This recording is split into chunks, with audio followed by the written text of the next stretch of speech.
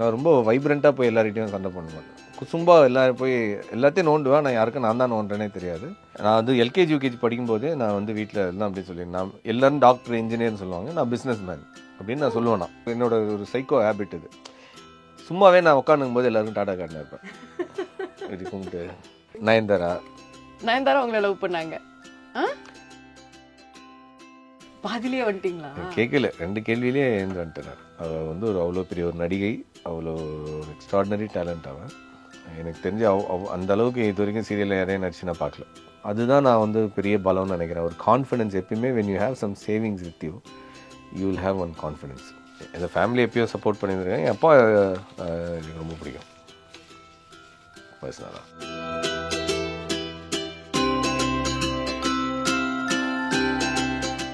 Hi hello, this is Mirchi Sivasankari. And என் கூட guest அப்படின்னு தான் யூஸ்வலாக சொல்லுவேன் ஏதாவது ஒரு இன்டர்வியூ எடுக்கும் போது. ஆனால் இன்றைக்கு என் கூட இருக்கிறவரை என்ன சொல்கிறதுனே தெரில. பர்சனலாக சொல்லணுன்னா எப்படி சொல்கிறது, ஒரு ஃப்ரெண்ட், கலீக், வெல்விஷர், கைட் அப்படின்னு ஒரு பெரிய லிஸ்ட்டு போகும். அப்படி இல்லைன்னா ப்ரொஃபஷ்னலாக சொல்லணுன்னா ஆக்டர், ஆர்ஜே, அதாவது எல்லா இடத்துலையும் வந்து இவர் காலடி வந்து வச்சுருக்காரு அப்படின்றது வந்து எனக்கே வந்து ரொம்ப வியப்பாக இருக்கும். ஏன்னா அவ்வளோ வருஷம் நானும் இவர் வந்து பார்த்துட்ருக்கேன். எப்படி இவர் எல்லாத்துலேயும் வந்து கலக்கிட்டு இருக்காரு, அட் த சேம் டைம் எல்லாத்துலேயும் ஒரு ப்ராப்பர் டிசிப்ளினை ஃபாலோ பண்ணி கலக்கிட்டு இருக்காரு அப்படின்னு எப்போதும் வந்து எனக்கு ஒரு ஆச்சரியத்தை கொடுக்கும். நம்மளோட ஃபேவரட் மிர்ச்சி செந்தில். தேங்க்யூ சிவசங்கரி. சொன்ன மாதிரியே பேசிட்டீங்க. சொன்ன மாதிரிலாம் இல்லை செந்தில்.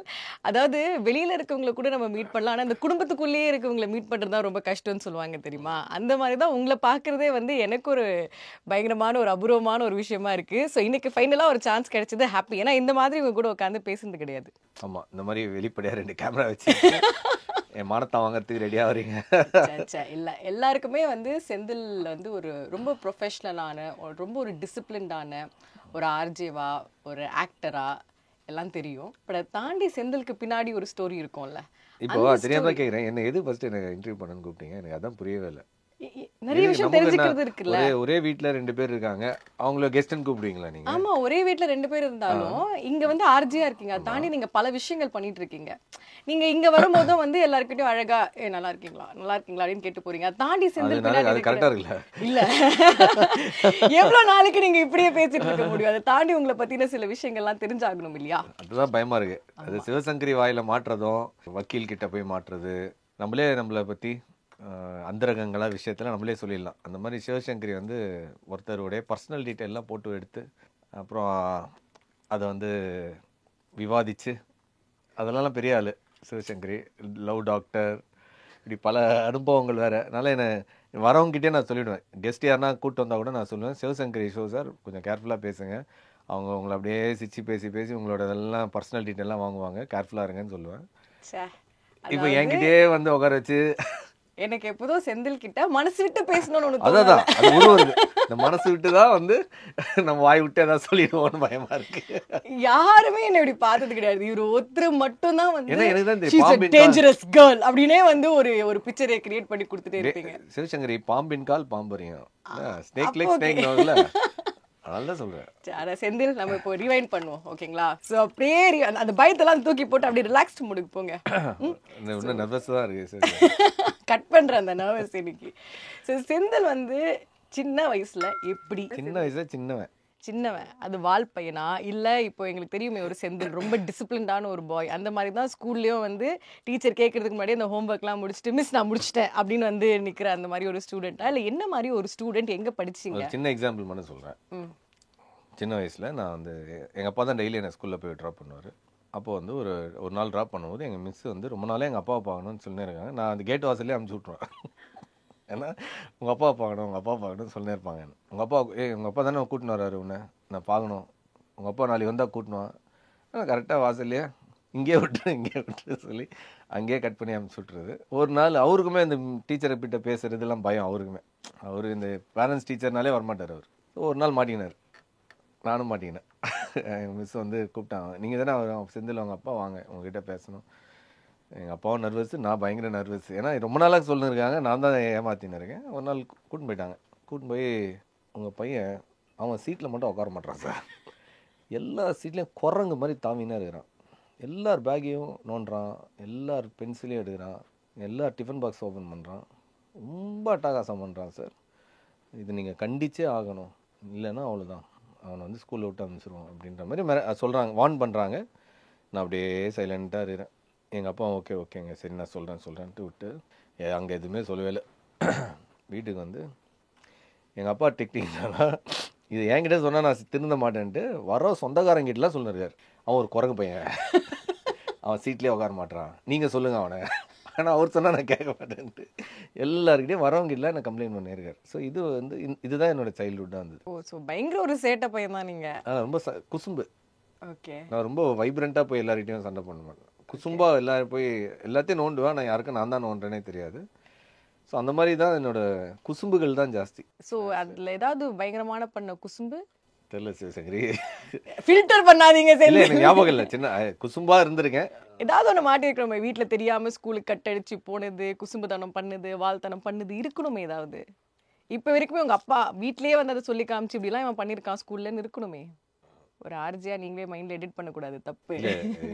சொல்லக்கூடிய விஷயம் எதிராக இருக்கான்னு பார்க்குறேன், எதுவுமே சொல்ல முடியாது.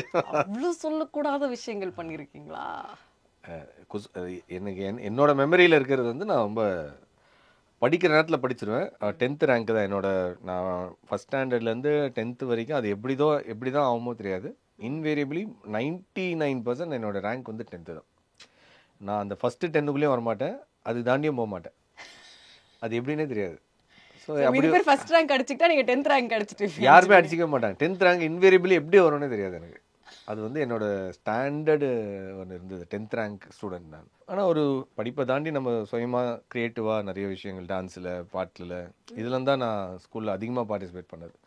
படிப்பும் இருந்தது, பட் அதை தாண்டி க்ரியேட்டிவான விஷயங்கள் தான் ஜாஸ்தி நான் பண்ணியிருக்கேன் ஸ்கூல்ல இருந்து. ஸோ அதான் நெக்ஸ்ட் கொஸ்டின் கேட்கலான்னு இருந்தேன். இப்போ எனக்கு டான்ஸ் வரும்னா நான் டான்ஸ் மட்டும் பார்ட்டிசிபேட் பண்ணுவேன். செந்திலுக்கு பேச வரும், நடிக்க பேச வரும்ன்றதே ரொம்ப லேட்டாக தான் எல்லாருக்கும் தெரியும். ஆட வரும். அதான் அப்போ ஸ்கூலில் மேக்ஸிமம் எங்கே ஸ்போர்ட்ஸா இல்லை வந்து டிராயிங் நிறைய வரைவேன் சின்ன வயசுல இருந்து. என்னோட ஃபர்ஸ்ட் இன்ட்ரெஸ்ட் வந்து டிராயிங் தான் இருந்தது.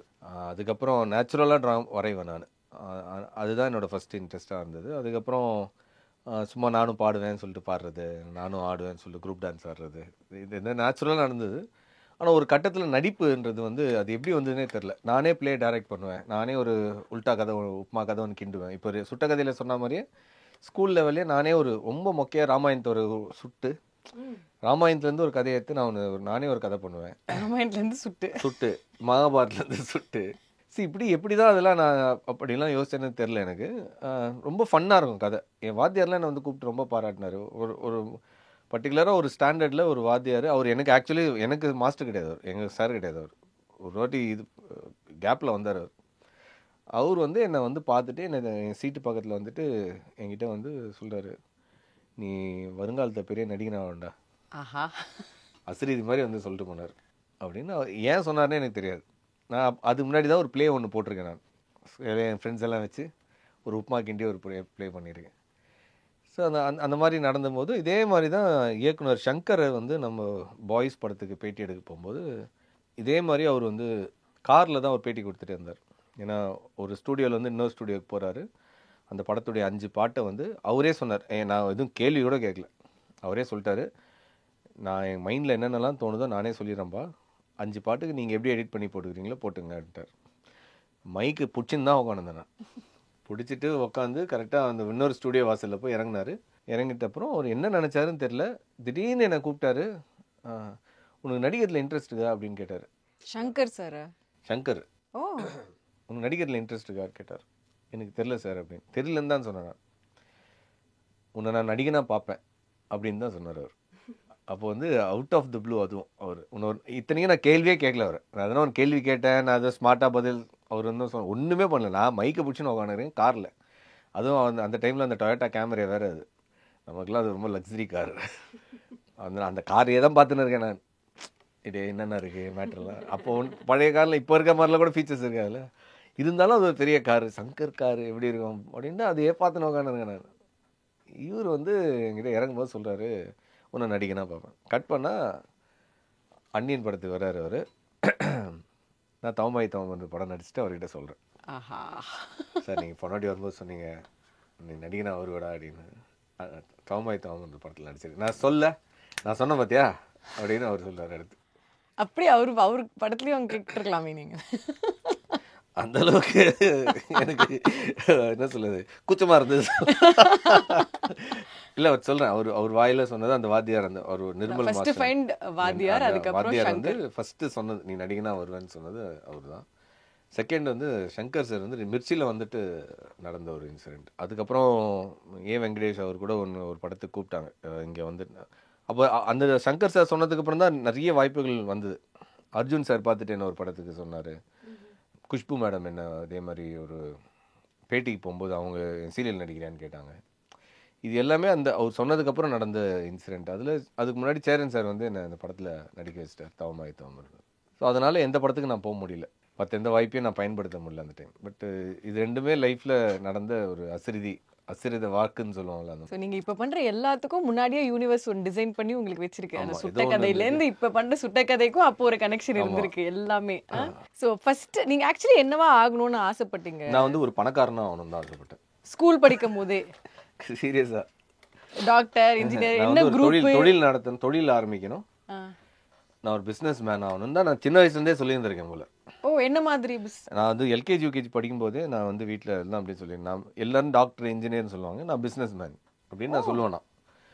அவன் சின்ன வயசுலேயே சொல்லுவான் அப்படின்னு தான் சொல்லுவாங்க. அதனால தான் நான் படிக்கும்போது கூட என்னை வந்து ஃபோர்ஸ் பண்ணாமல் காமர்ஸ் குரூப் சேர்த்துனாங்க. என்னென்னா இது கூட ஒரு ஃபன்னாக தான் இருக்கும். என்னென்னா நான் வந்து ஸ்கூல் +2 முடித்த டைமில் எனக்கு என்னோட ஒரு சைக்கோ ஹேபிட் இது. சும்மாவே நான் உட்காந்துக்கும் போது எல்லாருக்கும் டாடா கார்டுன்னு இருப்பேன். இது கும்பிட்டு என்னை யாரோ பேட்டி எடுக்கிற மாதிரி ஒரு ஃபீலிங்கில். அந்த டைமில் அந்த பேட்டியெல்லாம் பார்த்து நிறைய நடிகர்கள் அவங்களாம் பேட்டி கொடுக்குறத பார்த்து நானும் வந்து அப்படி டாடா காட்டு ஆமாம் நான் கூட இந்த மாதிரி நானே பேசின்னு இருப்பேன். இது ஒரு சைக்கோ ஆக்டர் இருந்து அது ஒரு மேனிஃபெஸ்டேஷன் இப்ப டீசெண்டா சொல்லிட்டு இருக்கோம் நம்ம. அதான் சொல்றேன், இதுவும் வந்து என்ன அறியாம நான் பண்ண ஒரு விஷயங்கள்ல ஒண்ணு. இந்த டாடா கார்டு இப்போ கூட சொல்லுவாங்க, மேபி நான் ஒரு அரசியல்ல வந்தா கூட வரலாம் போல இருக்கு. ஏன்னா நான் எப்பயுமே ரோட்ல போகும்போது டாடா கார்டு கூப்பிட்டுக்கிட்டு தான் சொல்லி டாடா கார்டே போவேன். இன்னும் இருக்கு. அதனால இதெல்லாம் வந்து அது லைவா வரும்போது ஆச்சரியமா இருக்கு. சூப்பர். ஸோ ஒரு பிஸ்னஸ் மேனும் ஒரு பொலிட்டிஷியனும் உள்ள ஒளிஞ்சிட்டு இருக்காரு. ஒரு நடிகர், பிரபல நடிகர், ஆர்ஜெல்லாம் ஏற்கனவே டிக்டு. பிஸ்னஸ் மேனும் பாதி வந்துட்டு இருக்கு. ஐ திங்க் நெக்ஸ்ட் பொலிட்டிஷியன் தான். பொலிட்டிஷியனா அது தெரியல, அது எப்படியோ ஆயிடும் போல இருக்கு. நான் மிர்ச்சியில் வரும்போது என்ன இன்டர்வியூ பண்ணும்போது என்ன அப்படிதான் நினைச்சு பயந்துட்டாங்க. இவன் ஏதோ ஒரு பொலிட்டிக்கல் பேக்ரவுண்ட் இருக்கு போல இருக்குது இவனுக்கு அப்படின்னு நினச்சிட்டு அப்புறம் வெரிஃபை பண்ணால் ஒன்றுமே இல்லை, பாவம் ஓட்டு தான் போட போவாங்கன்னு தெரிஞ்சது அப்புறம். பட் ஏதோ இருக்கு, சொல்ல முடியாது. முதல்வனே ஓகே, இப்போதுல இருந்து ஓட்டு கேட்க ஆரம்பிச்சிடலாம். ஸோ பேங்க்ல வேலை பண்ணிட்டு இருந்த செந்தில், அந்த ஃபர்ஸ்ட் ஆடிஷன் என் ஃப்ரெண்டு ராதா மணாலன்னு சொல்லிட்டு அவர் காலேஜில் என் கூட படித்தவர். அவர் தான் இங்கே ஆர்ஜேவாக ஜாயின் பண்ணிவிட்டு அவர் ஜேர்னலிசம் படித்தார், ஆர்ஜேவாக ஜாயின் பண்ணிட்டார். அப்போ அவர் தான் சொன்னார், இந்த மாதிரி ஒரு எஃப்எம்மில் நான் சேர்ந்துருக்கேன். எஃப்எம்மா என்னடா, ஏன்னா அவன் தான் காலையில் எழுந்து பாட்டு கேட்பான். நாங்கள் 2 பேர் ரூம்மேட்டு. அவன் தான் காலையில் எழுந்து பாட்டு போட்டு உட்காந்துருப்பான். எனக்கு அதெல்லாம் எனக்கு அந்த பாட்டு கேட்குறது, அது என்ன வானொலி, அதெல்லாம் எனக்கு பெரிய இன்ட்ரெஸ்டே கிடையாது. அவன் தான் அந்த பாட்டு உட்காந்து கேட்டுருப்பான் காலையில் எழுந்து. அவன் அதுக்கேற்ற மாதிரி ஜாயின் பண்ணான். அவன் எதிர்பார்த்தது தான் அவன் ஜாயின் பண்ணான். அவன் திடீர்னு என்ன கூப்பிட்டு, நான் வந்து நைட் ஷிஃப்ட்லாம் முடிச்சுட்டு வீட்டில் படுத்துன்னு இருக்கேன், என்னை கூப்பிட்டு ஒரு ஆடிஷன் இருக்குது வரியா, ஆடிஷன்னா அப்படின்னு கேட்குறேன். இல்லை இங்கே வேலை எடுக்கிறாங்க, நிறைய ஆர்ஜேஸ் வந்து போயின்னு இருக்காங்க, எதுவும் செலக்ட் ஆகலை, நீ சும்மா வந்துட்டு போயேன், நீ தான் நல்லா பேசுவல அப்படின்னு சொல்லும்போது நான் சரி வா அப்படின்னு சொல்லிட்டு நான் அப்போது வந்து அவன் கூப்பிட்டானேன்றதுக்காக தான் வந்தேன். வந்து பார்த்தா இங்கே எத்தனையோ 1000 பேர் வந்து ஆடிஷன் கொடுத்துட்டு போயிருக்காங்க போல இருக்கு. அப்போது என்ன அவன் ஒன்றே ஒன்று தான் சொன்னான், இது வந்து எம்டிவி அப்போ ரொம்ப பாப்புலர், தூர்தர்ஷனில் வரும், தமிழில் ஒரு எம்டிவி இது, அவ்வளோதான் எனக்கு கொடுத்த ஒரே ப்ரீஃப். அதனால் அந்த மாதிரி நீ வந்து வணக்கம் நேயர்களே எல்லாம் பேசுகிறாரு, இது தமிழில் ஒரு நான் எம்டிவி நிறைய பார்ப்பேன் அதனால் அந்த டைமில். சரி அவன் இந்த மாதிரி சொன்னான்றதுனால ஒரு ஜாலியாக இருக்கணும் போல இது அப்படின்னு சொல்லிட்டு எனக்கு தெரிஞ்ச ஸ்கூலில் பண்ண, அந்த காலேஜில் பண்ண கிமிக்ரிலாம் பண்ணி ஏதோ முடிச்சிட்டேன். ராமாயணத்தை சுட்டு வந்துட்டேன். ஏன்னா எனக்கு இந்த வேலை வேணும்னு அவசியம் இல்லை, எனக்கு இவன் கூப்பிட்டான்றதுக்காக வந்ததுனால நான் வந்து நம்மக்கிட்ட ரொம்ப வேலை போனால் விட போகிறாள்ன்ற ஒரு பேச்சு இருக்கும்ல, பார்த்துக்கலாம் அந்த மாதிரி பேசினேன்னு. அது இன்னும் அவங்களுக்கு ரொம்ப பிடிச்சி போய் என்னை அடுத்த லெவலுக்கு கூப்பிட்டாங்க. அடுத்த லெவல் அந்த 3வது ரவுண்டு ஃபைனல் இன்டர்வியூ தான் ஒன்று ரொம்ப இன்ட்ரெஸ்டிங்காக பண்ணாங்க. ஸோ அது வந்து ஆக்சுவலி எனக்கு ரொம்ப பிடிச்சிருந்தது அவங்க பண்ண அந்த இன்டர்வியூவை. அப்போ தான் உண்மையான என்னுடைய பொட்டென்ஷியலே எனக்கு தெரிஞ்சுது. ஸோ அதுக்கப்புறம் நான் இங்கே ஜாயின் பண்ணேன். அதான் அந்த ஃபர்ஸ்ட் ஆடிஷன்ல என்ன ஏதாவது அந்த ஃபர்ஸ்ட் இன்டர்வியூல என்ன பேசுனீங்க? அதாவது ஒரு கேஸ் ஒன்று கூட, நான் பேங்க்கில் ஒர்க் பண்ணிகிட்ருக்கேன், நிறைய இடத்துல நிறைய வாட்டி சொல்லியிருக்கேன். நான் ஒரு பேங்க்கில் ஒர்க் பண்ணிகிட்ருக்கேன். அந்த பேங்க்கில் வந்து உன் மெயில் ஐடியிலேருந்து ஒரு மெயில் போயிருக்கு, ஃபண்ட் ட்ரான்ஸ்ஃபர்ட், மிஷன் அக்கம்ப்ளிஷ்ட் அப்படின்னு. அந்த பக்கம் ஒரு 5 கோடி ரூபாய் பணம் வந்து ஏதோ ஒரு அக்கௌண்ட்டுக்கு ட்ரான்ஸ்ஃபர் ஆகிடுச்சு. ஆனால் மெயில் உன் அக்கௌண்ட்லேருந்து ஐடியிலேருந்து போயிருக்கு. இப்போது கோர்ட் இப்போ வந்து உன் மேலே கேஸ் போட்டிருக்காங்க. இப்போ நீ தான் உன்னோட வக்கீல், செந்திலை பற்றி உனக்கு தெரியும், செந்திலோட வக்கீல் நீ. இந்த கேஸை நீ வாதாடி ஜெயிச்சிருப்பாப்போம் அப்படின்னு சொல்லி நான் தான் வந்து வக்கீல், செந்தில் குற்றவாளி. உட்காந்துருக்கிறவங்க 5 பேர் உட்காந்துருக்காங்க பேனலில்.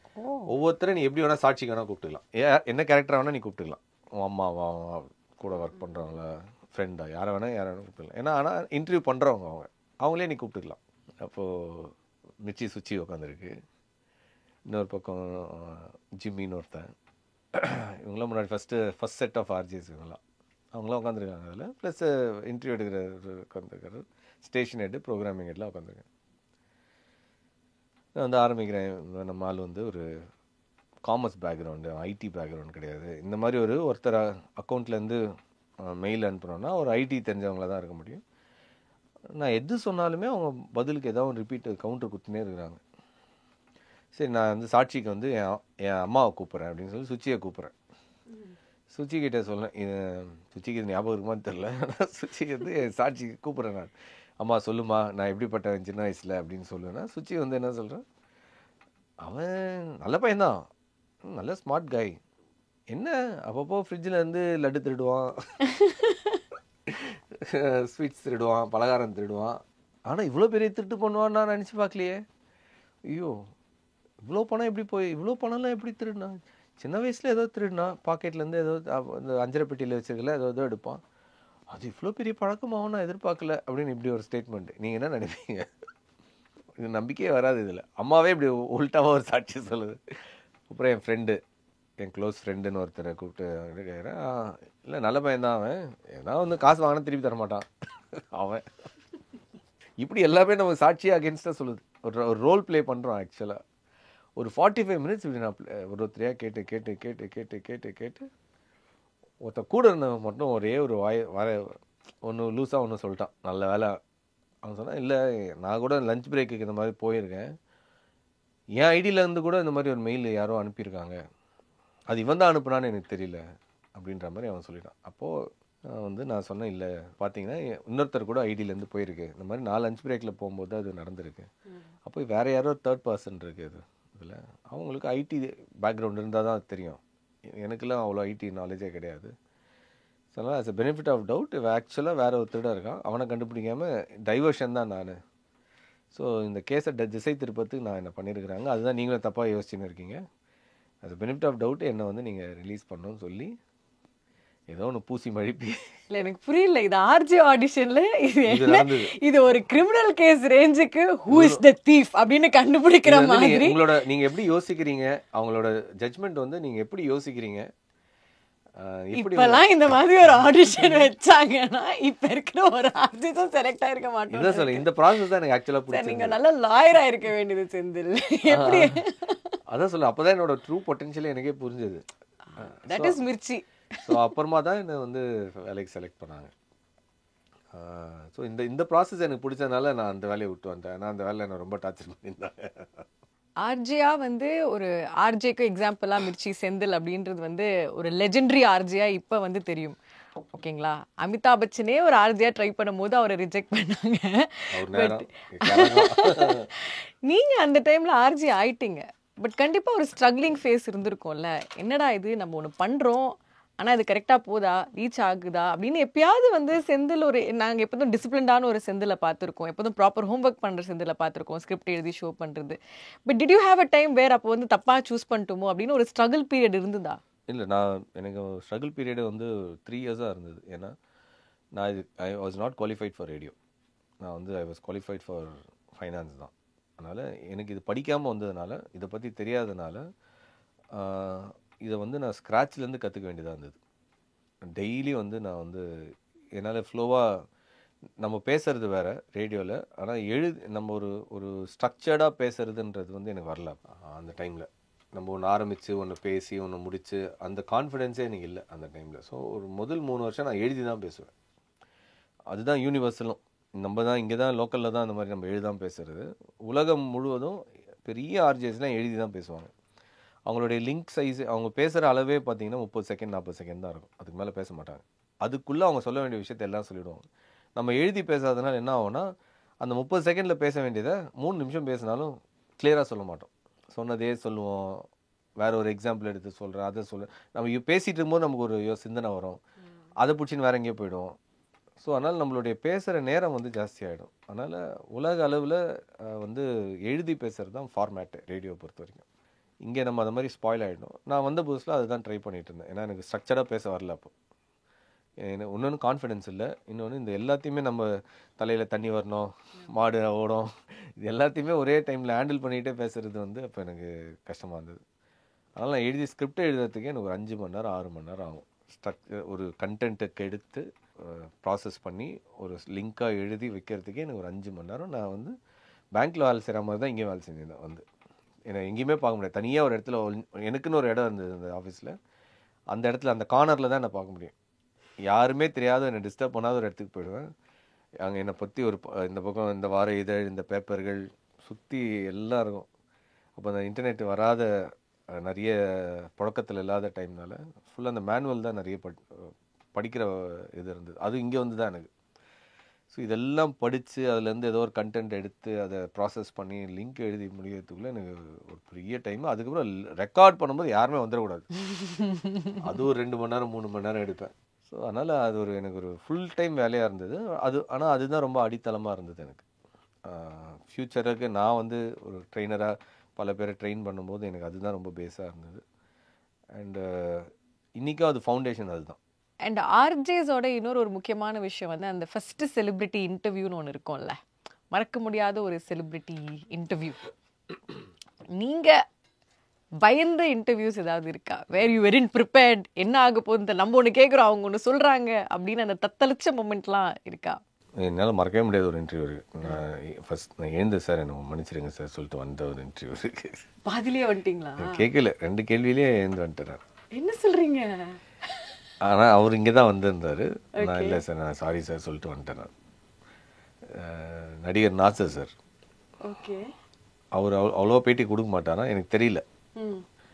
அவர் வந்து ரொம்ப ஃபோர்ஸ் பண்ணி வர வச்சுருக்காங்க. ஏன்னா அவர் ஏதோ ஒரு படத்தோட ப்ரொமோஷனுக்காக வந்திருக்காரு. அவருக்கு இந்த பேட்டி கொடுக்கறதுல பெரிய உடன்பாடு இல்லைன்றது எனக்கு தெரியல. ஸோ அவர்கிட்ட வந்து போகும்போது ரொம்ப ப்ரிப்பேர்டாக போகணுன்றது எனக்கு தெரியாது. நம்ம எல்லாரையும் கேட்குற மாதிரி சார் எப்படி இருக்கீங்க, சௌக்கியமாக இருக்கீங்களா அப்படின்லாம் கேட்குற மாதிரிலாம் இருக்கக்கூடாது. அவர்கிட்ட அவர் ரொம்ப சீரியஸாக ஒரு அப்படி இருக்கணுன்றது எனக்கு தெரியல. நம்ம பிராண்டு நம்ம இந்த மாதிரி கொஞ்சம் சீனியர் ஆர்டிஸ்ட் வந்து என்ன தான் அமுச்சு விட்ருவாங்க வேறு நம்ம ஆஃபீஸில். அன்றைக்கி எடுக்க வேண்டியவங்க வரல, அவரை வர வச்சு எடுக்க சொன்னவங்க வராமல் போயிட்டாங்க. இங்கே மாட்டிக்கிட்டாங்களா என்ன, ஷோவில் இருந்தாங்களான்னு தெரியல. என்ன அமிச்சிட்டாங்க. நான் வந்து ரொம்ப அன்ப்ரிப்பேர்டாக போயிட்டேன். போய் உக்காந்த உடனே அவருக்கு ரொம்ப அவரே ரொம்ப அப்செட்டாக இருந்தார். எதனால் கோவமாக இருந்தாரோ என்னன்னு தெரியல. நான் ஃபஸ்ட்டு கேள்வி எப்படி சார், நான் ரொம்ப சீரியஸாக இருந்தது ஃபேஸு. அப்புறம் நான் ஏதோ ஒன்று கேட்டேன். அதுக்கு ஒரு பதில் வந்து அவர் எந்த மூடில் இருந்தான்னு தெரியல. அவர் வந்து ஒன்று சொல்லிட்டார். அப்போ நான் சாரி சார் சொல்லிட்டேன். இல்லை சார் சாரி சார் நான் தெரியாமல் கேட்டுட்டேன் சார் சொல்லிட்டு நான் வந்துட்டேன். ரொம்ப பேசிக்காக ஏதோ கேட்டேன். இது கூட தெரியாமல் எதுக்கு நீங்கள் வந்து எடுக்கிறீங்கன்ற மாதிரி அவர் கேட்டுட்டார். ஸோ அதனால் நான் அப்போ இல்லை எடுக்கிறவங்களே வந்து எடுக்கட்டும் அப்படின்ட்டு நான் வந்துட்டேன். அப்புறம் வேறு யாரோ அவர் எடுத்தாங்க. அதுதான் என் லைஃப்லேயே மறக்க முடியாத ஒரு பேட்டி. ஓகே. நீங்கள் இசைஞானி அவர்களை பேட்டி எடுத்த வரைக்கும் எல்லாருக்கும் தெரிஞ்ச விஷயம்தான். பட் அதை தாண்டி பர்சனலி உங்களுக்கு ஒன்று இருக்கும்ல, இந்த ஒரு இன்டர்வியூ நான் எக்ஸ்பெக்ட் பண்ணாமல் வந்து வேற லெவலில் எனக்கு ஒரு எக்ஸ்பீரியன்ஸாக இருக்கு. இசைஞானி தான் நம்ம பேட்டி எடுக்கவே போகல. அவர்கிட்ட மன்னிப்பு கேட்க தான் போனோம். நம்ம வந்து இப்போ நீங்கள் நான் ராஜா சார்னு ஒரு ஷோ ஆரம்பிக்கிறோம். அதுக்கு வந்து பர்த்டே ஸ்பெஷல் செலிப்ரேட் பண்ணுறதுக்கு அவருடைய ரொம்ப நெருக்கமானவங்களெல்லாம் நான் இன்டர்வியூ பண்ணியாச்சு. மற்றவங்க பாரதி ராஜா சார், அவர் அறிமுக Panchu Arunachalam, Balamurali Krishna, SPB sir. So அவர் லைஃப்பில் ரொம்ப முக்கியமானவங்களெல்லாம் நான் வந்து பேட்டி எடுத்து வச்சுருக்கேன். அதனால் நம்ம ஒரு ஸ்பெஷல் பண்ணலாம் அப்படின்னு சொல்லிட்டு ஒரு ஸ்பெஷல் பண்ணுறோம். ஒரு பேப்பரில் விளம்பரம் கொடுத்துட்டோம், இசைஞானி ஸ்பெஷல். ஒரு ஆஃபீஸ்லேருந்து ஃபோன் வருது, யார் பர்த்டே யார் செலிப்ரேட் பண்ணுது வர சொல்ல அவங்கள அப்படின்னு சொல்லி கூப்பிட்டு விட்டாங்க. ஸோ அதனால் நான், மிர்ச்சி, சிவா தான் அவங்க வீட்டுக்கு அடிக்கடி போவான், யுவன் ஃப்ரெண்ட் அப்போது. ஸோ அதனால் சிவா முன்னாடி நிற்க வச்சுட்டு பின்னாடி நாங்கள் ஒளிஞ்சிக்கிட்டு நிற்கிறோம். சிவா தான் சார் அப்பா ஏதோ என்ன மன்னிப்பு தான் கேட்டுன்னு வரோம். என்ன பண்ணுறீங்க, எதுக்கு என் பர்த்டே நீங்கள் செலிப்ரேட் பண்ணுறீங்க அப்படின்னு கேட்டார். அப்போ நான் டக்குன்னு எல்லா ரெக்கார்டிங் எடுத்துகிட்டு போயிருந்தேன், லேப்டாப்பில் போட்டு காட்டிடலாம் அப்படின்னு சொல்லிட்டு எடுத்துகிட்டு போயிருக்கும்போது நான் சொன்னேன், இந்த மாதிரி சார் உங்களோட பர்த்டே அன்றைக்கி இவங்கெல்லாம் பேசியிருக்காங்க உங்களை பற்றி அப்படின்னு சொல்லிட்டு ஃபஸ்ட்டு எடுத்தோடனே பஞ்சு அருணாச்சலம் சார் இன்டர்வியூவில் ஒன்று ப்ளே பண்ணேன். அப்படியே அவருக்கு இன்ட்ரெஸ்ட் ஆகிடுச்சு. அவரை பற்றி அவங்க ஏதோ ஒன்று சொல்கிறாங்கன்னொடனே அவருக்கு இன்ட்ரெஸ்ட் ஆகி கேட்டேன் வேற அப்படின்னாரு. அடுத்து பாரதி ராஜா சார், பாரதி ராஜா ஏதோ ஒன்று சொல்கிறார், ஆமாம் இவனுக்கு எல்லாம் தெரியும் சொல்லுவான் அப்படின்னு அவர் ஏதோ ஒன்று சொல்கிறாரு. அப்புறம் எஸ்பிபி சார், பாலமுரளிகிருஷ்ணா சார் அவர் குரு, அவரோட இன்டர்வியூ. கங்கை அமரன் சார், இப்படின்னு அவரோட ரொம்ப ஒரு க்ளோஸ் சர்க்கிள் நான் ப்ளே பண்ணோன்னு ரொம்ப இம்ப்ரெஸ் ஆகிடுச்சு. இவங்களே எடுத்துட்டிங்களா, இவங்களாம் நம்மளை பற்றி பேசுறதுல என்ன இருக்குது, நம்மளை பற்றி பேசுவோம்னு எங்களுக்கு தூக்கி வாரி போட்டுச்சு. சார் என்ன சார் சொல்கிறீங்க, ஆமாம் நாங்கள் வேறு மைக்கு வேறு எடுத்துன்னு போயிருக்கோம், எல்லாம் எல்லாத்துக்கும் துணிஞ்சு தான் போனது அன்றைக்கி. சார் எல்லாமே எடுத்துன்னு போனேன், டக்குன்னு அப்படியே அவர் மனசு மாறதுக்குள்ளே ஆன் பண்ணி வச்சிட்டோம். அவர் உடனே வந்து தான் சொன்னார், என்னை எவனும் கேள்வி கேட்கக்கூடாது, நானே என்ன தோணுதோ சொல்கிறேன் அப்படின்னு. ஸோ அவரே ஆரம்பித்து அவருடைய பாட்டு ஆன்மீகம், அவர் ரொம்ப ஆன்மீகத்தை பற்றி பேசணுன்னு தான் ஆசைப்பட்டார். அவருடைய ஆன்மீக சிந்தனைகளை ஷேர் பண்ணணும்னு நினச்சார். ஸோ அது அப்புறம் பாட்டு முடிஞ்சு வந்துட்டோம். இதுவே ஒரு 2 மணி நேரம் ஆச்சு. மறுநாளும் கூப்பிட்றாரு, எங்களுக்கா நம்பவே முடியல, அது ராஜா சார் கூப்பிட்றாரா, ஆமாம் நேற்று எதோ சொல்ல விட்டாரா, கூப்பிட்றாரு வாங்க. திருப்பி ஒரு நாள், 2வது நாள், 3வது நாள். ஸோ அப்படி ஒரு அனுபவம் அது. அதுக்கப்புறம் ரெகுலராக ஷோ கேட்டு நான் அதெல்லாம் தப்பாக சொன்னால் கூட, ஆமாம் திடீர்னு அவரே கால் பண்ணி மெசேஜ் வருது, கம் டுமாரோ.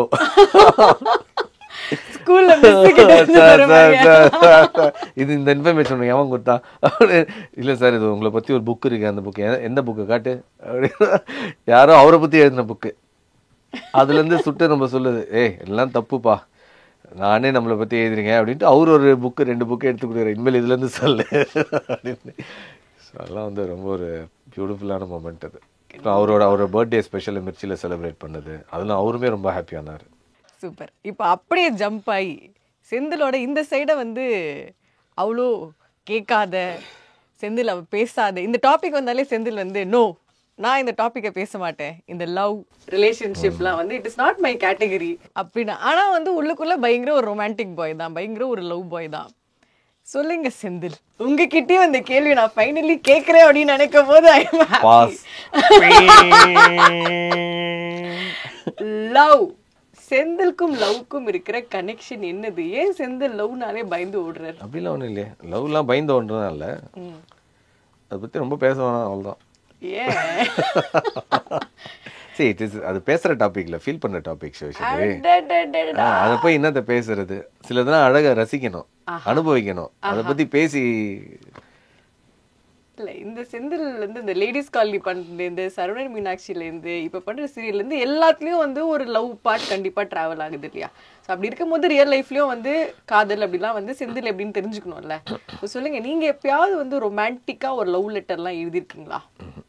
நோ, ஸ்கிரிப்ட் ரேடியோக்கு அவ்வளோலாம் எழுதியிருக்கீங்க, ஒரு லவ் லெட்டர் எழுதுந்து இல்லையா அது இருக்கும் வாழ்க்கையில்? லவ் லெட்டர் எழுதுனது இல்லை. சீரியஸ்லி?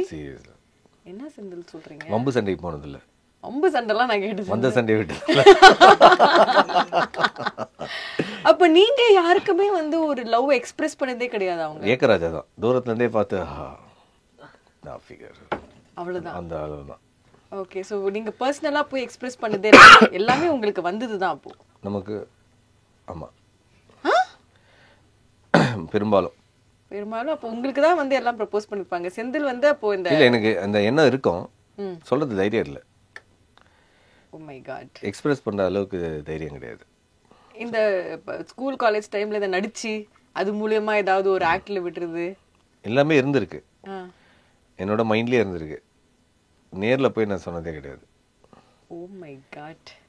அப்போ ஒரு ப்ரப்போசல் சீன் கூட உங்க வாழ்க்கையிலே நடந்தது இல்ல? நான் போய் நின்று சொன்னது கிடையாது. பாத்தீங்களா, ஒரு ஆர்ஜியே பேசாம இருக்கிறாருன்னா இந்த லவ்னு ஒரு டாபிக் வந்தா மட்டும்தான் மிர்ச்சி செந்தில் அப்படியே சொன்னு ஒரு சைலண்ட் ஆயிடுவாரு.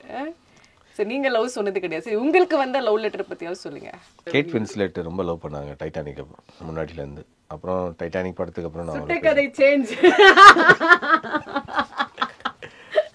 சுட்ட கதை சேஞ்ச். நயன்தாரா உங்களை லவ் பண்ணாங்க. நான் நினச்சிக்கிட்டேன். ஓகே, செந்திலை காதல் செய்த நயன்தாரா அப்படின்னு நாங்க வந்து இப்போ தம்ப்நெயில்லாம் போட்டு விட்டுருவோம். பரவாயில்லையா? அதுதான் நான் பேசுறது. சரி, நிஜத்துல சொல்லுங்க, வந்த லவ் லெட்டர் பத்தி சொல்லுங்க. சில ஏரியாவில் வந்து நான் நிறைய மறந்துடுறது. ஓகே, சிலது மறந்துடலான்னு. சிலது மறந்துட்டேன், சிலது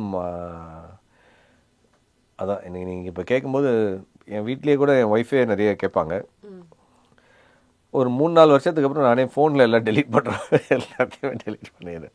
டோட்டல் கண்ட்ரோல் ஆல் டிலீட்டே போட்டீங்க நீங்கள். அதனால் ரொம்ப பழைய விஷயம் கேட்டால் எனக்கு ஞாபகம் வராது. மேபி நான் ரொம்ப அதில் பெண்கள் மாதிரி ஆண்கள் கிடையாது. நார்மலாகவே அந்த மாதிரி லவ் லெட்டர்லாம் வந்ததுனாலும் கிடையாது. எனக்கு தெரிஞ்சு வரல, நானும் யாருக்கும் கொடுத்ததில்ல. அது மட்டும் ஷுர், கொடுத்ததில்ல. வந்ததா இல்லையான்னு வரல. அந்த அளவுக்கு நான் மன்மதனும் இல்லை அந்த டைமில். என்ன சொல்கிறீங்க நீங்கள்? நான் இந்த சுட்ட கதையெல்லாம் நிறைய சொல்லியிருக்கேன் சிவசங்கரி. காலேஜ் படிக்கும்போது கூட நான் என் ஹாஸ்டலில் போயிட்டு மச்சான் ஒரு சூப்பர் ஃபிகர், நீங்கள் எப்படி பார்த்துன்னு தெரியுமா என்ன, நான் நேராக போய் கிட்டே போய் நான் எங்கள் ஒரு காஃபி சாப்பிட போகலாமா அப்படின்னு உண்மையிலே நம்புற மாதிரிலாம் கதை சொல்லுவேன். இந்த கோவா படத்தில் வர வைபவ் கேரக்டர் மாதிரி தானே நீங்கள்? தட் கேர்ள் எஸ் ஃபர்ஸ்டா பேசியிருக்க கூட மாட்டாங்க, அந்த வைப் பேசியிருக்க கூட மாட்டோம். சரி சொல்லுங்க, உங்களுக்கு சின்ன வயசுல ட்ரீம் கேர்ள் இருந்திருப்பாங்கல்ல, எந்த ஆக்ட்ரஸ் மேல பயங்கரமான ஒரு க்ரஷ் இருந்தது உங்களுக்கு? நயன்தாராவே உங்களை லவ் பண்ணாங்கன்னு. Meena. High, okay. Meena, Simran. So எந்த படம் போஸ்டர்லாம் வச்சிருந்தீங்களா? அப்படிலாம் இல்ல, மனசுக்குள்ளே வச்சு. எந்த படத்துல மீனா ரொம்ப பிடிக்கும்? அதான் சொல்லு, எந்த படம் இல்லை, ஜென்ரலாக மீனாவை பிடிக்கும். ஓகே. சிம்ரன் பிடிக்கும். சிம்ரன் டான்ஸு நல்லா ஆடுவாங்க. மீனாவுக்கு ஒரு ஒரு க்யூட் ஃபேஸ் ஒன்று. சௌந்தர்யா பிடிக்கும். I know his likes.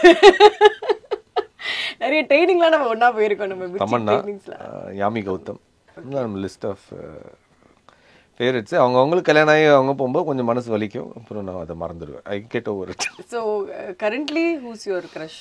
Currently nobody. ஒன்றும் எல்லாம் கிசு கிசு வருது எல்லாரை பற்றியும். நல்லா அவங்க லைஃப்ல யாருமே சிங்கிளா உங்களுக்கு தோணல? சிங்கிளா இருக்கணும் உங்களுக்கு மெயினா, அது ரொம்ப இல்லை. நானும் சிங்கிளா இல்லை, அதனால எனக்கும் தோணலை. சரி, ஓகே. இப்போ அடுத்து வந்து எப்படி வந்து சினிமால வந்து ஒரு சூர்யா ஜோதிகாவோ அது மாதிரி சீரியல் ஸ்பேஸ்ல வந்து பாத்தீங்கன்னா இந்த சரவணன் மீனாட்சி, அதுக்கப்புறம் நிறைய பேருக்கு இந்த மாதிரி கல்யாணம் ஆயிருக்கு. கரெக்டா? ஃபர்ஸ்ட் ஆனா நீங்க தானே ஒரு முக்கியமான ஹைலைட் வந்து பாத்தீங்கன்னா எல்லாரும். அதுக்கு முன்னாடியே நிறைய பேர் கல்யாணம், சேத்தன், திவ்யதர்ஷினி. ஆமா. ஸோ இவங்கெல்லாம் அவங்களுக்கு எனக்கு முன்னாடியே நிறைய பேர் கல்யாணம் ஆயிருக்குது. பாக்குறது அது சரவணன் மீனாட்சி அழகா பாக்குறது, மீது எல்லாரும் தனித்தனியா நடிச்சு ஒன்னா சேர்ந்திருப்பாங்க. உங்களது ஒரு வேற அழகான ஒரு பியூட்டிஃபுல் ஸ்டோரியில. ஸோ செந்தில் வந்து ஸ்ரீஜா கிட்ட எந்த ஒரு விஷயம் பார்த்து பயங்கரமா வந்து இப்போ வரைக்குமே வந்து கல்யாணத்துக்கு முன்னும் சரி கல்யாணத்துக்கு பின்னும் சரி இந்த ஒரு விஷயம் ஐ ரியலி அட்மையர் இன் ஹர்னா என்ன சொல்லுவீங்க? இன்னி வரைக்குமே அவள் வந்து இந்த சோஷியல் மீடியாலையும் கிடையாது. அது ஏன்னா அவளை ஒரு ஆர்டிஸ்டாக அவள் வந்து நினைக்கல. அந்த ஷூட்டிங் ஸ்பாட்டை தாண்டி அவளை ஒரு ஆர்டிஸ்டாகவே நினைக்கல. அவள் சீரியஸாகவே எடுத்துக்கல ஆஸ் அன் ஆர்டிஸ்ட். அதனால தான் நிறைய சீரியலும் பண்ணலை, பேட்டி கொடுக்கறதில்ல. ஒரு ஆர்டிஸ்ட்னா அதெல்லாம் பண்ணணுன்றது இந்த ஒரு இலக்கணத்துக்குள்ளேயுமே வரல. அதை விட்டு வெளியிலே தான் இருந்தால். இன்னமும் அதை தான் விரும்புகிறான். அது வந்து அவள் பெருசாக பொருட்படுத்தினதே கிடையாது. அந்த ஃபேமையும் அவளுக்கு அவ்வளோ டேலண்ட் இருந்ததையும் அதுதான் நான் ரொம்ப இன்னை வரைக்குமே அட்மையர் பண்ணுறேன். அவள் வந்து அவ்வளோ பெரிய ஒரு நடிகை, அவ்வளோ ஒரு எக்ஸ்ட்ராடினரி டேலண்ட். அவள் எனக்கு தெரிஞ்சு அந்த அளவுக்கு இது வரைக்கும் சீரியலில் யாரையும் நடிச்சு நான் பார்க்கல. அதை நான் கர்வமாகவே சொல்லுவேன். ஒரு எக்ஸ்ட்ராடினரியான ஒரு பர்ஃபார்மர். அந்த மாதிரி ஒரு ஆள் இதெல்லாம் பெருசாக பொருட்படுத்தாமல், இதில் எதுவும் மைலேஜ் எடுக்கணும்னு நினைக்காம, இன்னி வரைக்கும் வந்து அதை பெருசாக எடுக்காமல் இருக்கிறது வந்து எனக்கு பெரிய ஆச்சரியம் தான். அதான் இப்போ நான் சூர்யா ஜோதிகா ஏன்னு சொன்ன தெரியுமா, ஜோதிகாவும் கல்யாணத்துக்கு அப்புறம் நடிக்கிறதுலாம் கம்மியாகும் போது எல்லாரும் வந்து என்ன கேள்வி கேட்பாங்க, இவர் மட்டும் நடிக்கிறாரு இவங்க நடிக்கலையே அப்படின்னு ஒரு கொஸ்டின் உடனே உங்க மேலதான் வந்து அந்த ஆரோ திரும்பும். Maybe you are the reason are you are not allowing அப்படின்றது. ஸோ நீங்க அவங்கள வந்து எப்பயாவது திரும்ப அவங்க நடிக்கணும் இல்லை நம்ம ஏதாவது பண்ணணும் அப்படின்னு வந்து ஏதாவது யோசிச்சு? நான் நிறைய சொல்லுவோம். நான் அதனால தான் கல்யாண கண்டிஷன்ஸ் அப்ளைலாம் பண்ணோம். அதெல்லாம் நான் என்னோட இதுதான். ஏன்னா அவங்க எக்ஸ்ட்ரானரி டேலண்ட்டு, அவங்க தான் வேண்டான்னு சொல்லியிருக்காங்க. இப்போது குழந்தை, அதுக்கப்புறம் குழந்தை வந்துச்சு, இப்போ அவங்க வந்து நடிக்கணும்னு வந்தாங்க, விருப்பப்பட்டாங்க. நான் தான் வேண்டான்னு சொன்னேன். இப்போ ரீசெண்டாக அவங்க பண்ணணும்னு ஆசைப்பட்டாங்க. அவங்க சீரியல் தான் பண்ணோன்னாங்க. அப்போது வந்து நான் சொன்னேன், சீரியல் வேண்டாம், ஏதாவது சீரீஸு அந்த மாதிரி இருந்து பண்ணு. இவ்வளோ டைமை வந்து நீயே, ஏன்னா ஒரு 12-15 ஹவர்ஸ் நீங்கள் சீரியல் போயிட்டீங்கன்னா போயிடும். 12 ஹவர்ஸ் ஷூட்டிங் டைமு ப்ளஸ் நீங்கள் ப்ரிப்பேர் ஆகி திருப்பி ரெஸ்ட்டு வரணுன்னா அது ஒரு ஃப்ரண்ட் அண்ட் பேக்கு 15 ஹவர்ஸ் சாலிடாக போயிடும் ஒரு லைஃப், ஒரு டேயில். அப்புறம் நீங்கள் உங்களுக்கு ரெஸ்ட்டும் இருக்காது, குழந்தைய பார்த்துக்க முடியாது. அதனால் சொன்னேன் சீரியல் வேண்டாம், வேறு எதாவது சின்னதாக உன் கண்ட்ரோலில் ஒரு ப்ராஜெக்ட் பண்ணு. நீ ப்ரொடியூஸ் பண்ண, நான் ப்ரொடியூஸ் பண்ணுறேன், நீ எதனா ஒன்று பண்ணு, அந்த மாதிரிலாம் சொன்னேன். ஒரு 5 ஹவர்ஸ் ஒர்க் பண்ணு போதும், ஃபுல் டைம் ஒர்க் பண்ண வேணாம். அந்த மாதிரி ஏதாவது பார்ட் டைம் மாதிரி, இல்லை அது ஒரு மாதிரி ஒரு ப்ரொஃபஷ்னலாக அந்த மாடலில் தான் ஒன்று யோசி அப்படி தான் சொன்னது. அதனால் நான் தான் வேண்டான்னு சொன்னேன், ஃபுல் டைம் ஆக்டிங் போக வேண்டான்னு நான் சொன்னேன். ஏன்னா ரொம்ப டயரிங்காக இருக்கும். ஆல்ரெடி நான் அது கோத்ரூ போயின்ட்டுருக்கேன், நீயும் போயிட்டீங்கன்னா குழந்தைய பார்த்துக்க கஷ்டம். அதனால் உனக்கு கண்ட்ரோலில், உன் கண்ட்ரோலில் நீ இன்னைக்கு வேணாம், நீ நான் போகக்கூடாதுன்னு நினச்சின்னா போகக்கூடாது, அந்த மாதிரி ஒரு வேலையை சூஸ் பண்ணிக்க. இப்போ அந்த மாதிரி தான் ஒரு வேலை பார்த்துட்டுருக்கேன். தெரிஞ்சோ தெரியாமலோ அப்படி ஒரு ஊரில் வந்து அவங்க ஊர்லேயே ஒரு சின்ன ஒரு ரெஸ்டோ கேஃபே ஆரம்பிச்சிருக்கோம். ஸோ ஃபுல் டைம் அவங்க தான் பார்த்துக்கிறாங்க.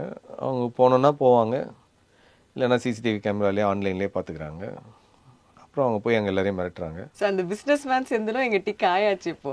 ஸோ அதனால் அவங்க தான் பார்த்துக்கிறாங்க. நான் அதான் சொன்னேன், என்னோட விருப்பம் வந்து எனக்கு அவங்க வந்து அவங்களோட கண்ட்ரோலில் ஒரு வேலை பண்ணணுன்றது தான். அவங்களுக்கு நடிப்புன்னு இல்லை, ஏதோ ஒரு வேலைக்கு போகணும், ஏதோ ஒரு வேலை பண்ணணும் அப்படின்னும்போது இது ஒன்று பண்ணிகிட்ருக்குறாங்க. ஸோ நிறைய சக்ஸஸ்ஃபுல்லான செந்தில் எங்களுக்கு தெரியும், ஒரு ஆர்ஜேவா, ஒரு ஆக்டரா, எல்லாமே தெரியும். பட் செந்தில் ரிஜெக்ஷன்ஸு, நிறைய ஸ்ட்ரகிளிங் பீரியடெல்லாம் வந்து கடந்து எப்படி வந்தார்? ஏதாவது ஒரு கட்டத்தில் ஐயோ இந்த ஃபீல்டில் இவ்வளோ கஷ்டமாக இருக்கே அப்படின்னு கண்டிப்பாக ஒரு முக்கியமான ஒரு டார்க் ஃபேஸ் இருந்திருக்கும்ல செந்தில். நீங்கள் எப்படி அந்த ரிஜெக்ஷன்ஸோ இல்லை வந்து ஹார்ட் பிரேக்ஸ் எல்லாம் ஹேண்டில் பண்ணீங்க, பர்சனலி ப்ரொஃபஷ்னலி?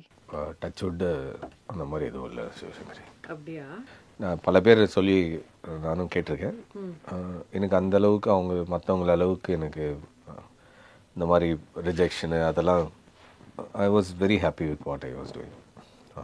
நான் எப்பவுமே எனக்கு இந்த ஆட்டிடியூட் தான், நடந்தால் நல்லது, நடக்கலைன்னா ரொம்ப நல்லது.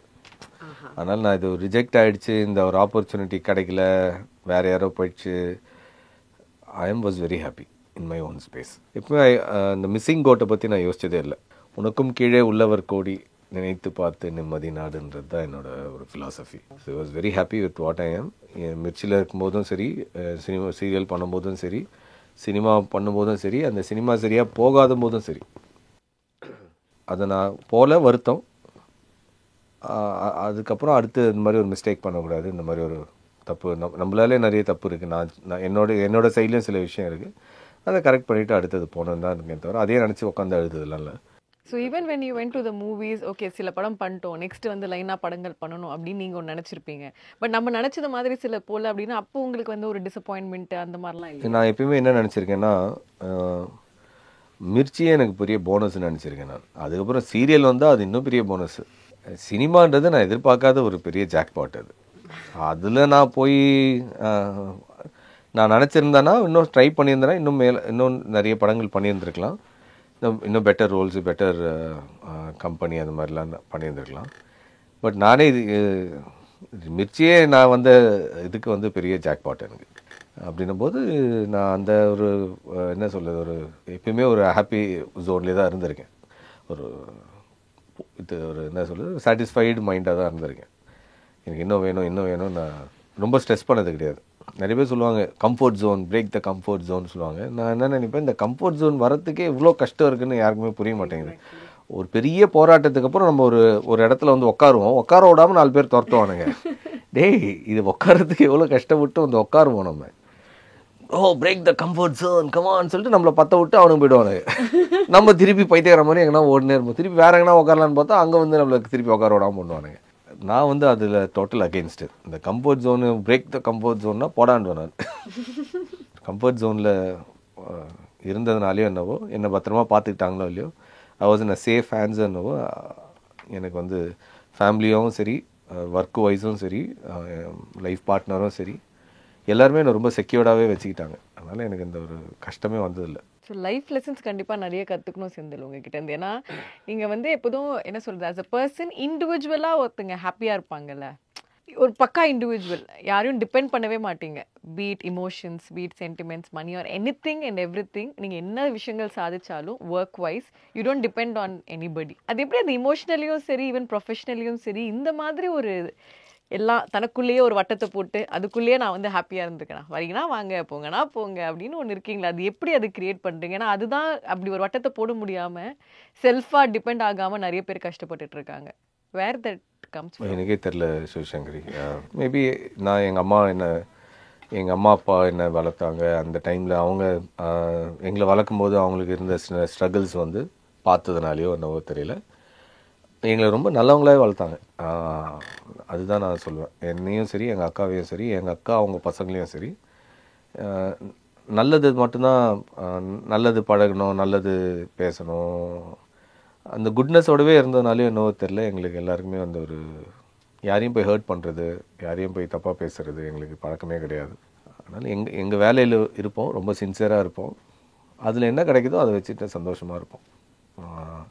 இன்னொன்று, யாரையுமே டிபெண்ட் பண்ணி இருக்கக்கூடாது. எங்களுக்கு வீண் செலவு கிடையாது. நான் வீண் செலவு பண்ணுறது கிடையாது, உங்களுக்கே தெரியும். எங்கேயும் சுற்ற மாட்டேன், விட்டால் வீட்டுக்கு போயிடுவேன். ஸோ அந்த மாதிரி இந்த வீண் செலவு பண்ணுறதுல எனக்கு கற்றுக்கவும் இல்லை நான், எனக்கும் சரி எங்கள் அக்காவுக்கும் சரி. ஸோ அதனால் நாங்கள் ஒரு 5 ரூபா சம்பாதிச்சா கூட ஒரு 2 ரூபா இன்வெஸ்ட் பண்ணுறோம் நாங்கள். ஸோ அதனால் ஒரு செக்யூரிட்டி இருந்தது.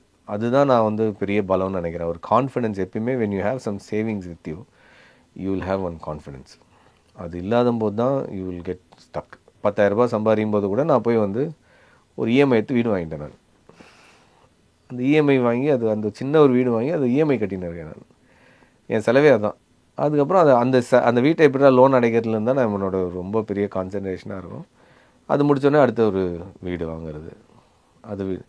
ஸோ இந்த மாதிரி இன்றைக்கி வந்து நான் ரொம்ப சீக்கிரமாக லைஃப்பில் செட்டில் ஆகணுன்றது தான் அதாவது ரிட்டையர் ஆகணுன்றது தான் என்னோடய ஆசையாக இருந்தது. அதனால் எவ்வளோ சீக்கிரம் நம்ம வந்து ஒரு சேவ் பண்ணிட்டு ரிட்டையர் ஆகணும். 40 வயசில் ரிட்டையர் ஆகணுன்றது தான் என்னோடய ஆசை. அதை எய்ம் பண்ணி தான் நான் ஒர்க் பண்ணது. ஸோ இப்போ அந்த நிலமை இருக்குது. அதனால் யாரையும் டிபெண்ட் பண்ணோன்னு இல்லை. இன்றைக்கி ஒரு 5 வருஷத்துக்கு முன்னாடியே எனக்கு வந்து என்ன ஒரு ஐடியா வந்துச்சுன்னா, எப்பயுமே நான் யோசிப்பேன், இன்றைக்கி இந்த வேலை போயிடுச்சு என்ன பண்ணுவோம் யோசிப்பேன் நான். சரி, இந்த வீடு இருக்குது, இந்த வண்டி இருக்குது, டிரைவராக கூட ஓட்டலாம், எவனே நம்ம சரி நம்ம ஓகே பையா சேஃபா இப்படி ஒரு ஐடியா இருக்கும் எனக்கு எப்பவுமே. நம்ம ஒரு சேஃப்ன்ற ஒரு ஐடியா என்றைக்குமே எனக்கு இருக்கும். ஸோ அதனால் அந்த ஒரு சேஃப் ஜோன்லேயே நான் என்னை வச்சுப்பேன். என்னை டிபெண்ட் பண்ண இப்போ என் ஒய்ஃபு இன்னும் கூட நான் வந்து இது ரொம்ப ஒரு மட்டமான சிந்தனை தான். ஒருவேளை ஏன்னா ஒய்ஃபோட அப்பா வந்து ஒரு கட்டத்தில் இறந்துடுறாரு. அப்போ அந்த குடும்பம் ஒரு மாதிரி நிலகுலைஞ்சு போயிடுச்சு. எல்லா பேர்டனும் என் ஒய்ஃப் மேலே வந்துடுச்சு. ஸோ அவங்க அம்மா வந்து இன்றைக்கி கூட வந்து அது ரொம்ப ரிக்ரெட் பண்ணுவாங்க. நாங்கள் எதுவும் சம்பாதிச்ச காலத்தில் எதுவும் சேர்த்தே வைக்கல என் வீட்டுக்காரர். எல்லாத்தையும் அவர் சம்பாதிச்சார், அப்படியே விட்டார் எல்லாத்தையும். கடைசியில் அவர் போகும்போது பெரிய கடன் வச்சுட்டு தான் போனார். அது இவ தான் வந்து தலையெடுத்து பண்ணது. ஸோ அந்த மாதிரி ஒரு நிலைமையில் என்னை ஒய்ஃபை இன்றைக்குமே நான் வச்சிடக்கூடாது அப்படின்ட்டு நான் இன்றைக்குமே ஒரு சிந்தனை இருக்கும். ஸோ அதனால் இப்போ கூட யோசிப்பேன், இப்போ நம்ம ஒரு வேலை திடீர்னு ஏதாவது ஒன்று ஆச்சுன்னா நமக்கு ஒய்ஃபு குழந்தைங்க சரிடா நம்ம இல்லைனாலும் அவங்க சேஃப்டா அப்படின்னு ஒரு நிலைமை. ஸோ அதுதான் வந்து என்னோட ஒரு அதனால தான் இன்றைக்கி ஒரு ஹோட்டல் ஆரம்பித்து கூட அவங்கள ஓனராக்கி வச்சுருக்கிறது. நம்ம இன்றைக்கா நம்மளுக்கு என்ன ஆகும்னு நம்மளுக்கு சொல்ல தெரியாது. ஆனால் நம்மளை சுற்றி இருக்கிறவங்க, எங்கள் அம்மா சேஃபு, அவங்க என்னை நம்பியே கிடையாது. இன்றைக்கும் நீங்கள் என் ஒய்ஃபே என்னை நம்பியே கிடையாது, என் குழந்தையும் இருக்கணும்னு அவசியம் கிடையாது. They are safe. அந்த ஒரு கான்ஃபிடென்ஸ் இருந்ததுன்னா நீங்கள் வில் பி ரியலி ஹாப்பி. எனக்கு இன்னும் இதுக்கு மேலே வேணும். என்ன நிறைய பேர் கேட்பாங்க, நீங்கள் சிவகார்த்திகேயன் நீங்களும் ஒன்றா தான் வந்தீங்க. எங்கள் 2 பேர் படம் ஒரே நாள் தான் ரிலீஸ் ஆச்சு, ஃபஸ்ட்டு படம். அவர் இருக்கிறத பார்த்து எனக்கு ரொம்ப சந்தோஷம். என் மனசில் இருக்கிற சந்தோஷம் எனக்கு தான் தெரியும். எல்லாரும் வந்து இன் டேர்ம்ஸ் ஆஃப் பணம் ஸ்டேட்டஸ் பார்க்குறாங்க. பட் அவர் மனசில் இருக்கிற அளவு சந்தோஷமும் என் மனசில் இருக்கிற சந்தோஷத்துக்கும் எந்த பெரிய இதுவும் இருக்காதுன்னு நினைக்கிறேன் நான். அவர் எந்த அளவுக்கு ஹாப்பியாக இருக்கிறாரோ லைஃப்பில் அதே அளவுக்கு ஐ எம் ஆல்சோ ஹாப்பி. அந்த in terms of happiness we are equal நினைக்கிறேன் நான்.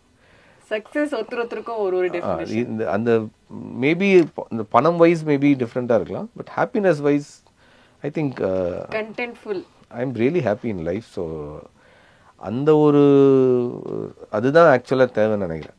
வாட் எவர் யூ டூ ஃபைனலாக you should be feeling happy with your family. So உங்களை இந்த ஃபேம் எதுவுமே டிஸ்டர்ப் பண்ணல, டக்குன்னு பறக்கலாம் இல்லை ஏதோ ஒன்று அந்த ஃபேம் ஒரு போதையை கிரியேட் பண்ணி ஒன்று பண்ணோம் இல்லை, நம்மள வேற மாதிரி யோசிக்க வைக்கும் இல்லை, அது எங்கேயும் உங்களுக்கு டிஸ்ட்ராக்டே பண்ணல, டிஸ்டர்பே பண்ணல. இது எதுவுமே நிரந்தரம் இல்லைன்னு எனக்கு ரொம்ப முன்னாடியே தெரிஞ்சிடுச்சு. அதனால் இது எதுவுமே கிடையாது. You are as good as men may come and men may go, இந்த ஷோ வில் கோ. ஸோ நம்ம ரேடியோவில் நீங்கள் ஒரு மாதம் வரலன்னா உங்களை மறந்துடுவாங்க. அதனால தான் நான் வந்து என் ஷோவை மட்டும் யாருமே பண்ண விட மாட்டேன். அது வந்து ஒரு சுயநலமும் கூட. இன்னொன்று எனக்கு அந்த ஷோ மேலே இருக்க ஒரு பெரிய ஒரு காதல், பொசசிவ்னஸ் எல்லாமே இருக்குது. பட் உண்மையான ஃபேக்ட் என்னென்னா, நீங்கள் ஒரு மாதம் வரலன்னா மறந்துடுவாங்க. உங்களை ரீப்ளேஸ் பண்ணுறது ரொம்ப ஈஸி. அதனால் இது நிரந்தரமே கிடையாது. அதனால அதான் சொல்லேன், இதுக்கு எல்லாத்துக்கும் இன்னொரு காரணம் வந்து என்னுடைய ஒய்ஃபோட ஒரு ஆட்டிடியூட். அவள் இதை எதுவுமே மைண்டில் ஏற்றுக்காத ஒரு ஆள். அவளே இவ்வளோ சந்தோஷமாக இருக்கா. உனக்கு என்ன ஒரு ஃபேஸ்புக் நம்ம நினைக்கிறோம், ஃபேஸ்புக்கில் இல்லை, இன்ஸ்டாகிராமில் இல்லைன்னா நம்ம வாழ்க்கையே ஐயோ இல்லை வாழ்க்கையே இல்லை போலதுன்னு நினச்சிட்டு இருக்கோம். பட் இப்படி இல்லாமல் ஒரு நடிகை இருக்கா. நான் தான் அவளை ஃபோட்டோ எடுத்து போட்டுன்னு இருக்கேன்னு தவிர அவள் போடுறதே கிடையாது. அவளுக்கு இதை பற்றின ஒரு ஐடியாவே கிடையாது. But still she is happy in her own zone. அப்படின்னும் போது ரியாலிட்டி அதுதான். இப்போ நம்ம தான் இங்கே ஒன்று மாயிலே வாழ்ந்துட்டுருக்கோம் அப்படின்னு எனக்கு தோணும். ஸோ அதனால் பெரும்பாலும் நான் கேரளாவுக்கு போயிடுறது. அங்கே நம்மளை யாருக்குமே தெரியாது. அங்கே அது ஒரு ரொம்ப நார்மல் லைஃபாக இருக்கும். அங்கே ஸோ ரொம்ப கிரவுண்டடாக வச்சுப்பாங்க நம்மள. ஒரு திரைப்படம் விஜய் மாதிரி வாழ்ந்துட்டு இருக்கீங்க நீங்கள் கேரளாவில் தனியாக ஒரு கெஃபே வச்சு. லியோ சரி, கெஃபே அங்கே சேட்டான் அப்படின்னு சொல்லிட்டு ஒரு கெஃபே நடத்திட்டு இங்கே வந்து ஜோசப் விஜய் அப்படின்னு ஒன்று நீங்கள் வந்து பண்ணிட்டு இருக்கீங்க. இல்லை, எனக்கு இது எதுவுமே பிளான் பண்ணல. பட் இதுவும் நல்லா இருக்குது. இதுதான் ஒரு நல்ல ரூட்டோன்னு எனக்கு தோணுது. ஏன்னா இப்போ நானும் ஒய்ஃபும் குழந்தைய எங்கன்னா வெளில போனோன்னா இங்கே எல்லாரையும் யாராச்சும் எங்களை ஒரு ஒரு இதுவாக பார்ப்பாங்க. இவங்க வராங்க, அவங்க ஒரு நம்மளை தெரியாமல் நம்மளை அறியாமல் நம்மளை ஒரு 4 பேர் பார்க்குறாங்களோ ஒரு கான்சியஸ்னஸோடு இருப்போம். ஊரில் போனால் ஒன்றுமே இருக்காது. நம்மளை ரொம்ப சாதாரணமாக ட்ரீட் பண்ணுவாங்க. ரொம்ப சராசரியாக ஒரு சிம்பிள் லைஃப், கண்டென்ட்ஃபுல் லைஃப், ஜாலியாக இருக்கும். நம்ம போய் இப்போ இருக்கிற காலகட்டத்தில் ஒரு வியூ கிடைக்கலனா கூட ஒரே நம்ம வந்து அப்செட்டாக உட்காந்துருக்கிற டைமில் போதும் எனக்கு இவ்வளோ கிடைச்சதே போதும் அப்படின்னு வந்து சொல்கிறது ரொம்ப கம்மி பேர். ஸோ அதில் என்ன சொல்கிறேன்ல, உங்ககிட்ட இருந்து கற்றுக்க வேண்டியது நிறைய. ஸோ அதனால தான் இப்போ நெக்ஸ்ட் கொஸ்டினுக்கும் போகிறேன். லைஃப் பற்றி நீங்கள் சொல்கிறீங்க, பாய்ஸ்ன்னு எடுத்துக்கிட்டா இல்லை பொதுவாகவே எடுத்துக்கலாம், இந்த லவ் ரிஜெக்ஷன் ஒன்று இருக்குல்ல, ஹார்ட் பிரேக் அண்ட் ரிஜெக்ஷன்ஸ் ஒன்று இருக்குல்ல, that can completely break you. It can either make you and make you achieve lot of things, இல்லைன்னா டோட்டலாக உங்களை வந்து வேற மாதிரி ஒன்று கொண்டு போகும். ஸோ எப்படி அந்த டைமில் டிஸ்டர்ப் ஆகாமல் ரைட்டான ஒரு ட்ராக்குக்கு போகிறது? டஃப்பு தான். அந்த மாதிரி ஒருத்தர் லைஃப்பில், அதாவது ட்ரூவாக ஒருத்தர் ஒரு ரிலேஷன்ஷிப்பில் இருந்து பிரேக்கப் ஆகும்போது அவங்களுக்கு உண்மையிலே ரொம்ப அதனால் பாதிப்பு ஏற்படலாம். ஒவ்வொருத்தர், இது நான் சொல்கிறது ஃபார்முலா கிடையாது. ஹியூமன் கெனாட் பி, ஒவ்வொருத்தரோட லைஃப் ஒன்று ஒரு மாதிரி இருக்கும். சில பேர் ஸ்பிரிச்சுவலாக போவாங்க அந்த டைமில். சில பேர் வந்து இந்த மாதிரி டூர் போகிறேன், ட்ரிப்பு போகிறேன், உலக சுற்றி போகிறேன்றலாம் போவாங்க. சில பேர் ரொம்ப போதைக்கு அடிமையாகிடுவாங்க. சில பேர் வந்து ஒரு மாதிரி ஃப்ரஸ்ட்ரேஷனில் பண்ணக்கூடாதெல்லாம் பண்ண ஆரம்பிச்சிருவாங்க. நான் என்னையே ஹர்ட் பண்ணிக்கிறேன்ற மாதிரியான விஷயங்கள்லாம் பண்ண ஆரம்பிப்பாங்க. ஸோ அந்த மாதிரி ஒவ்வொருத்தர் ஒரு ஒரு மோடுக்கு போவாங்க. பட் நான் என்ன நான் நினச்சதும் அதுதான்.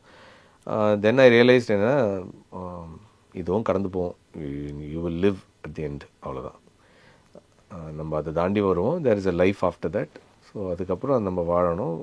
அதுக்கப்புறம் அது எல்லாமே மறந்தும் ஒரு கட்டத்தில் போயிடும்.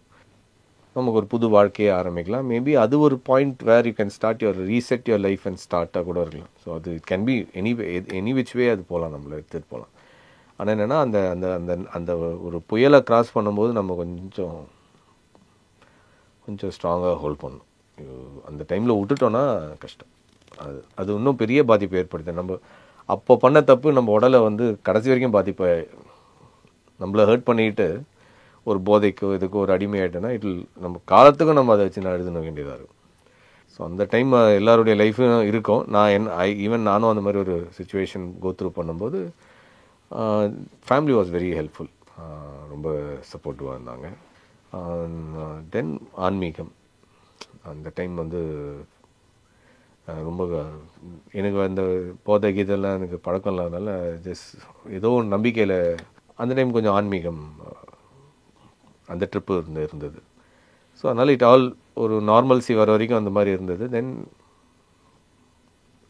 ஓகே, இது கூட ஒரு காரணம் தான் போல இருக்குது, இதுக்கப்புறம் வேறு ஒரு லைஃப் இருக்குது, நம்ம இதுக்காக தான் இது போச்சோ அப்படின்ற ஒரு இதுவே வந்தது, தெளிவே வந்தது. மேபி அது ஒரு பெரிய லேர்னிங் லெசன். அந்த டைமில் நடந்த என்ன சொல்ல நம்மளுடைய பாடங்கள் சொல்லுவோம், நம்ம கூட நிறைய தப்பு பண்ணியிருப்போம். அதுலேருந்து கற்றுக்கிட்டு அதுக்கப்புறம் வரப்போகிற நாட்களை வாழ்க்கையை வந்து நம்ம ரொம்ப பியூட்டிஃபுல்லாகவே லீட் பண்ணலாம் அந்த லெசன்ஸை ஒழுங்காக கற்றுக்கிட்டோன்னா. ஸோ அதனால் இளைஞர்களுக்கு நான் என்ன சொல்லுவேன்னா, இதை இந்த மாதிரி பாய்ஸ் அண்ட் கேர்ள்ஸ் சொல்கிறேன் என்னென்னா, ரொம்ப ஹர்ட் பண்ணிக்காதீங்க உங்களை, அதில் என்ன தப்பு பண்ணீங்களோ அந்த தப்பை திருப்பி பண்ணாதீங்க. சிம்பிள். ரொம்ப பியூட்டிஃபுல்லான ஒரு லெசனாக தான் கண்டிப்பாக எல்லாருக்கும் போய் சேர்ந்துருக்கும். ஏன்னா அந்த லெசன் தான் வந்து இதில் make you or completely break you அப்படின்னு நினைக்கிறேன்ல. So is there anything which actually disturb Senthil? இந்த ஒரு விஷயத்தில் நான் செம வீக், இங்கே நான் அவுட் ஆகிடுவேன் அப்படின்னு ஏதாவது ஒன்று இருக்கா? ஏன்னா நான் எப்போதும் செந்தில் ரொம்ப ஸ்டேபிளாகவே பார்த்துருக்கேன், எல்லா டைம்லேயும் ஒரு ஸ்டெபிலிட்டி பயங்கர ஸ்ட்ராங்காக இருக்குது.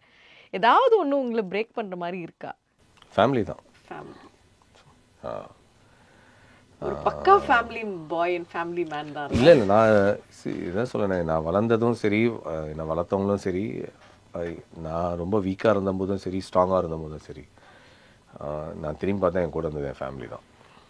அதனால் இப்போ கூட நான் வந்து ஒரு நாள் லீவ் விட்டால் எங்கள் அக்கா வீட்டில் இருப்பேன், இல்லை என் வீட்டில் என் ஒய்ஃபோடு இருப்பேன், அவ்வளோதானே தவிர நடுவில் எங்கேயுமே எனக்கு ஃப்ரெண்ட்ஸோ இல்லை எங்கேயோ போய் பார்க்கவே மாட்டேன் நான் யாரையும். ஒன்று என் வீட்டில் இருப்பேன், இல்லைன்னா எங்கள் அம்மாவை போய் பார்ப்பேன், எங்கள் அக்காவை போய் பார்ப்பேன், அவ்வளோதான். அதுதான் என்னோட மிகப்பெரிய ஒரு ரெக்ரியேஷன். ஸோ பயங்கர அம்மா பையனா அப்பா பையனா நீங்கள்? நான் அப்பா பையன், ஆனால் பார்க்கறதுக்கு அம்மா பையனாக இருப்பேன், ஆனால் ஆக்சுவலி எமோஷ்னலி அப்பா பையன். நானும் எங்கள் அப்பாவும் பேசிக்க மாட்டோம், நான் பயங்கர எமோஷ்னல் கனெக்ட் அவர் இருக்கிற வரைக்கும் இருந்துச்சு எனக்கு. அது நீங்கள் எங்கேயும் பெருசாக ஷேர் பண்ணுதில்லைன்னு நினைக்கிறேன். ஏன்னா I think it was a time இல்லை when you are going through a bad time. அப்பாவோட டெத்தும் சரி, நிறைய விஷயங்கள் பர்சனலாகவும், இட் வாஸ் ப்ரொஃபஷ்னலி பர்சனலின்னு எல்லாம் ஒரு பக்கம். ஆனால் அப்பயும் ஆஃபீஸில் செந்தில் பார்க்கும்போது அந்த ஒரு ஸ்மைலோட தான் இருப்பார். எப்போதும் செந்தில் கம்ப்ளீட்டாக பிரேக் ஆகி எவ்வளோ தான் வேர்ஸ்ட்டாக பிரேக்காக சில விஷயங்கள் நடந்திருந்தாலும் அது வந்து நாங்கள் பார்க்கும்போது அதே சிரிப்போட ஷோலையும் சரி இருக்கும். அது எப்படி? இந்த ஃபேமிலி எப்பயும் சப்போர்ட் பண்ணியிருக்கேன். என் அப்பா எனக்கு ரொம்ப பிடிக்கும் பர்சனலாக, அவ்வளோதான்.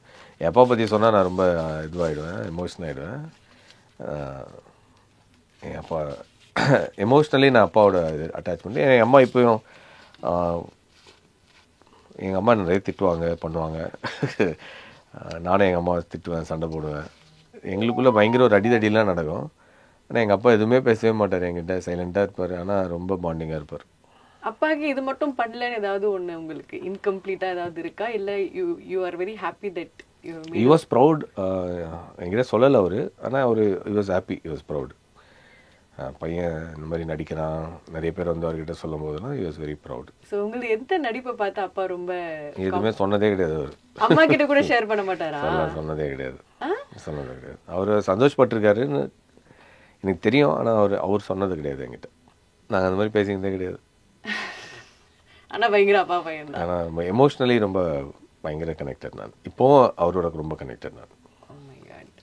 So we finish with that. Love பற்றி பேச மாட்டேன், ரிலேஷன்ஷிப் பற்றி பேச மாட்டேன்னு எவ்வளோ அழகான விஷயங்கள்லாம் ஷேர் பண்ணியிருக்கீங்க.